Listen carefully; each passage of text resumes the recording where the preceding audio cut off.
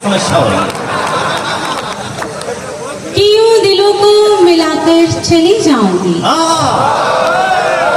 देखिए, मारुति नंदन जी आपके अंदर के विवेकानंद जी को जागृत कर रहे थे। मेरा प्रयास रहेगा कि मैं आपके अंदर के देवानंद को जागृत करूं। ये तो साहब सभी आशाराम बापू के अनुयायी हैं। चार पंक्तियों से अपनी बात प्रारंभ करती हूँ और अपने हिस्से का स्नेह आप सभी से मांगती हूँ कि यूं दिलों को मिलाकर चली जाऊंगी। गीत तुमको सुनाकर चली जाऊंगी। कि यूं दिलों को मिलाकर चली जाऊंगी, गीत तुमको सुनाकर चली जाऊंगी और मुझको अपना समझकर सुनोगे अगर, तुमको अपना बनाकर चली जाऊंगी। वाह वाह वाह वाह वाह, कमाल हो गया। आपने इतने लोगों को एक साथ अपना कैसे बनाओगी, ये समझता है। और ये आप सब कुछ कहो, राजस्थान में एक बात अच्छी नहीं लगती, वो कोई भी अगर युवती कोई भी महिला अपनी गीती में चली जाऊंगी एकदम अच्छा नहीं लगता। आदरणीय, हम गुजरात वाले हैं, हम पूरे विश्व को अपना बना सकते हैं। हाँ हाँ हाँ, भलिया ये तालियां बजा दें आप इसको अपना।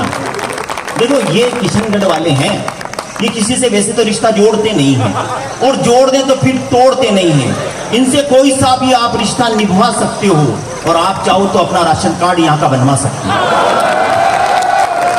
देखिए, इनके फेस को देखिए और सरफेस को देखिए, आपको नहीं लग रहा है कि ये मंच के निर्मल बाबा हैं?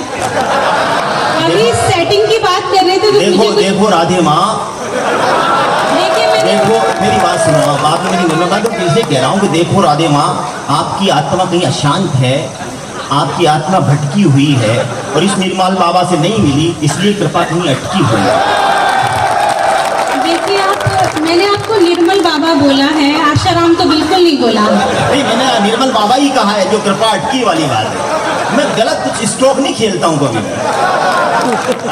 अभी तो आशाराम की बात नहीं आई। ये अभी सेटिंग वगैरह की बात कर रहे थे तो मुझे दो पंक्तियां याद आ रही है कि चाहे माला माल हो या हो फिर कंगाल, चाहे माला माल हो या हो फिर कंगाल, मर्द सभी शादीशुदा होते जेठालाल, नभाए अपनी नारी, पड़ोसन सबको प्यारी। हाँ, अब सुनो आप, लेकिन आप सुनो इसको, मेरे दिमाग में भी पाया कि जब बबीता फेंकती अपनी अदा का जाल, जब बबीता फेंकती अपनी अदा का जाल, और मर्द बेचारे क्या करें बनते जेठालाल, हम हैं गोरे काले चाहे हैं भोले भाले।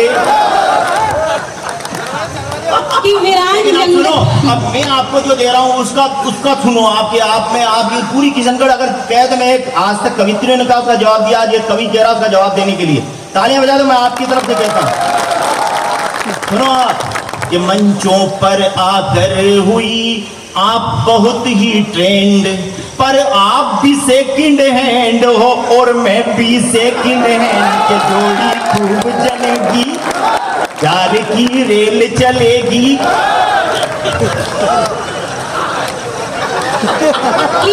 तालियां बजा दी है, मस्ती के साथ है, आप इसे कोई दिल पे डालें, ये सब बात ये सेकंड हैंड नहीं है आपका तो किरदार देख के लग रहा है कि एक्सपायरी डेट आ गई। तो चार पंक्तियां याद आ रही है कि देखो मेरी बात, फिर आप गलत नंबर डायल करेंगी तो मैं मोहब्बत की डायरी में, मोहब्बत की दुनिया में कोई भी बात पराई नहीं होती। हम आयुर्वेद दवाई हैं जो कभी एक्सपायरी नहीं होती।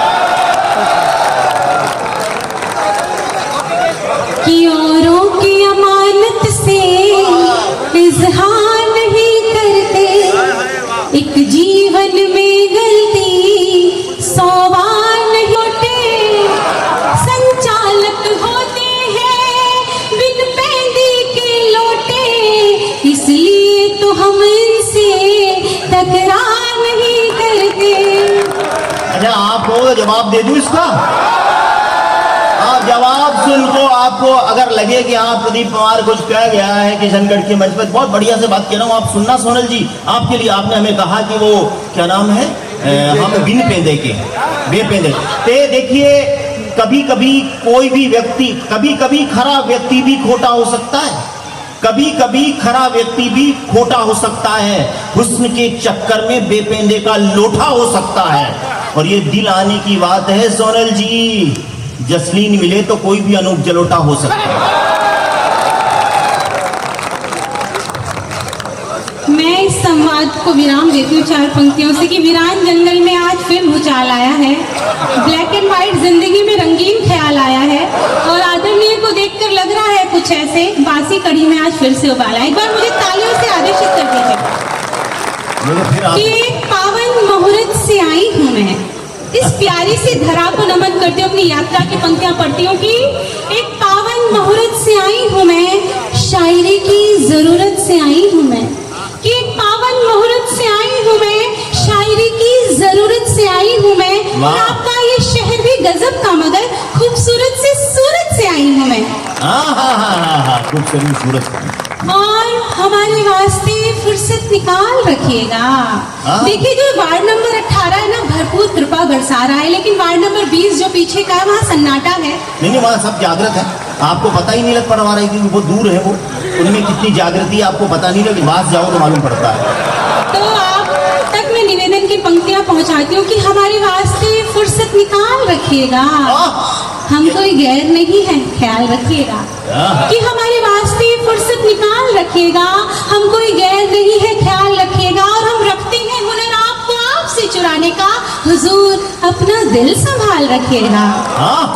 देखिए ये तो सब दिल को संभाल के ही बैठे हुए हैं, ये किसी को, ये तो अपनों को भी अपना मानते हैं और गैरों को भी।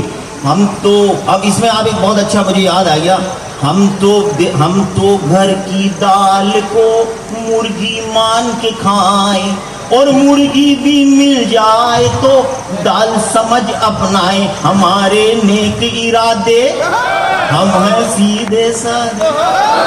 कि मुलाकातों से कायम कोई रिश्ता हो ही जाता है।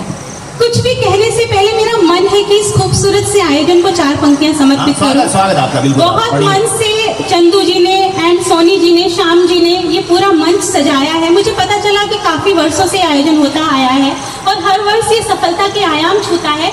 सफलता आप सभी जानते हैं, सफलता का कारण मैं 4 पंक्तियों में पढ़ती हूँ, और आपको लगे कि अंतिम पंक्ति में मैंने कुछ इस आयोजन समिति के लिए कुछ अच्छी सी और सच्ची सी बात कह दी हो, तो आगे से लेकर पीछे तक, इधर के मोहल्ले से लेकर उधर के मोहल्ले तक कोई भी हाथ खाली न रहे। मैं पढ़ती हूँ कि मुलाकातों से कायम कोई रिश्ता हो ही जाता है, अगर दिल से मिलो तो गैर अपना हो ही जाता है। बीच में आहा वाह करती रही, एक सलीका होता है शायरी सुनने का, और आप कितने सलीकेदार लोग हैं कि मुलाकातों से कायम कोई रिश्ता हो ही जाता है, अगर दिल से मिलो तो गैर अपना हो ही जाता है, और वो अक्सर फैसले इंसान की नीयत पे करता है, वो अक्सर फैसले इंसान की नीयत पे करता है, इरादा नेक हो तो काम अच्छा हो ही जाता है। वाह वाह वाह, कमाल है। इन बातों से, जज्बातों से, इन बातों से, मुलाकातों से ये जज्बाती हो सकते हैं, कभी दिया कभी तेल कभी बाती हो सकते हैं। इनसे इतना प्यार दिखाने में थोड़े ध्यान रखना सोनल जी, ये हाथ पकड़कर जीवन साथी भी हो सकते हैं। देखिए आप बहुत समझदार श्रोता हैं, आप कवि सम्मेलन सुनना जानते हैं, अन्यथा हम कवियों के साथ कभी कभी बहुत विकट समस्या हो जाती है। अभी मैं और पवार जी अहमदाबाद के एक मंच पर थे, तो जैसे हम मंच पर जा रहे थे वहाँ पर एक दादी अम्मा आई, उन्होंने कहा बिटिया रानी कवि सम्मेलन होता क्या है, रामलीला जैसा होता है क्या? तो मैंने कहा माँ जी आप रामलीला सोच कर ही कवि सम्मेलन आपका काम भी हो जाए। एक बार मुझे श्रृंगार के लिए आदेशित कीजिए। स्वागत आपका, स्वागत।